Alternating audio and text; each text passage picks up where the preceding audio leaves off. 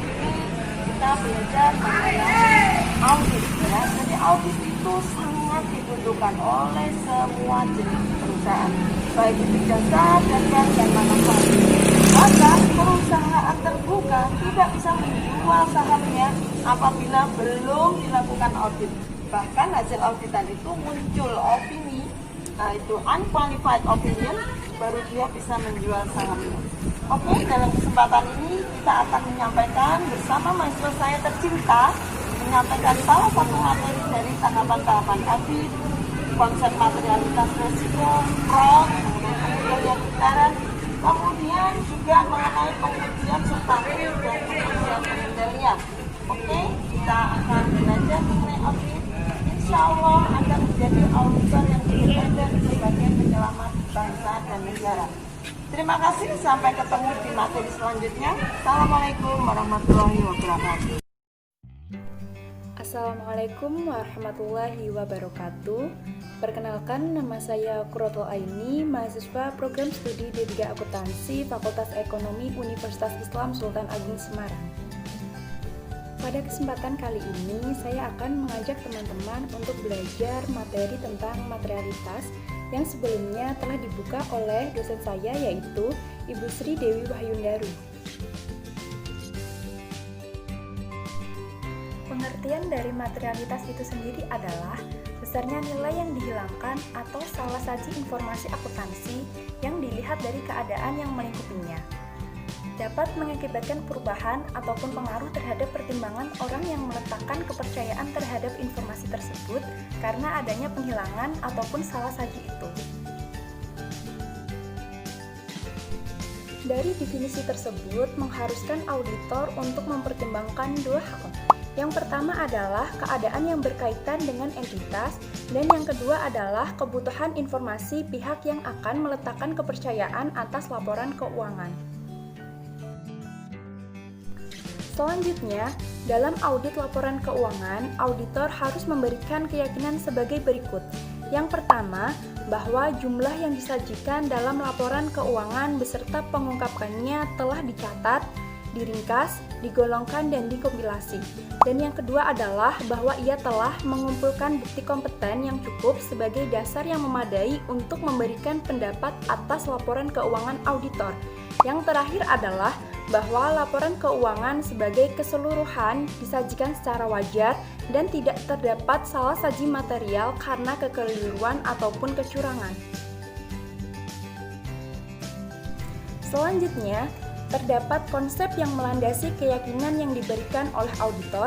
Ada dua. Yang pertama adalah konsep materialitas, berkaitan dengan seberapa salah saji yang terdapat dalam asersi dapat diterima oleh auditor agar pemakai laporan keuangan tidak terpengaruh oleh besarnya salah saji.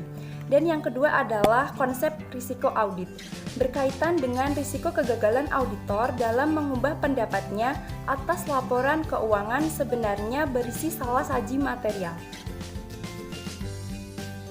Nah, ada dua nih pertimbangan dalam materialitas.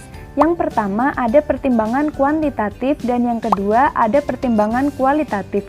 Pertimbangan kuantitatif meliputi laba bersih sebelum pajak dalam laporan keuangan, total aktiva dalam neraca, total aktiva lancar dalam neraca, dan total ekuitas pemegang saham.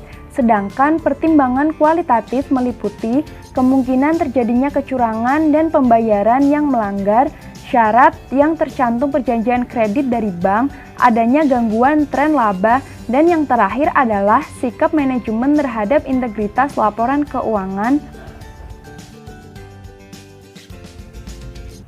Lanjut, dalam perencanaan suatu audit, auditor harus menetapkan materialitas pada dua tingkat berikut ini.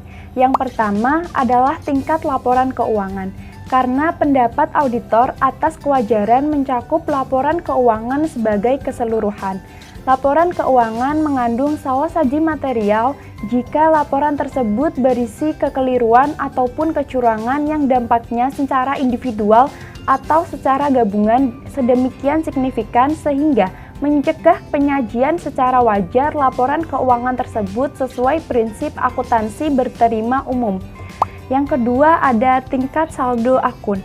karena auditor memverifikasi saldo akun dalam mencapai kesimpulan menyeluruh atas kewajaran laporan keuangan.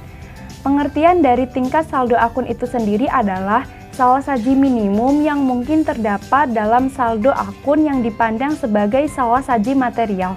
Konsep materialitas pada tingkat saldo akun tidak sama dengan saldo akun material atau besarnya saldo akun tercatat. Nah, terdapat ukuran kuantitatif pada materialitas. Berikut merupakan contoh beberapa panduan kuantitatif dalam praktek. Yang pertama, terdapat laporan keuangan dipandang mengandung salassaji material jika terdapat salassaji 5% sampai 10% dari laba sebelum pajak. Yang kedua, terdapat laporan keuangan dipandang mengandung salassaji material jika terdapat salassaji 0,5% sampai 1% dari total aktiva. Yang ketiga, laporan keuangan dipandang mengandung salassaji material jika terdapat salassaji 1% dari pasiva. Yang terakhir, yaitu yang keempat, adalah laporan keuangan dipandang mengandung salassaji material jika terdapat salassaji 0,5% sampai 1% dari pendapatan bruto. Yang terakhir adalah hubungan materialitas dengan bukti audit.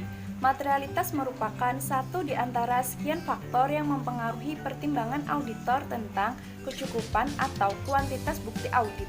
Karena semakin rendah tingkat materialitas, maka akan semakin besar bukti audit yang diperlukan. Sampai di sini dulu ya teman-teman pembelajaran kita tentang audit materialitas. Semoga apa yang telah saya sampaikan dapat memberikan manfaat untuk kita semua. Wabillahi taufiq wal hidayah. Wassalamualaikum warahmatullahi wabarakatuh.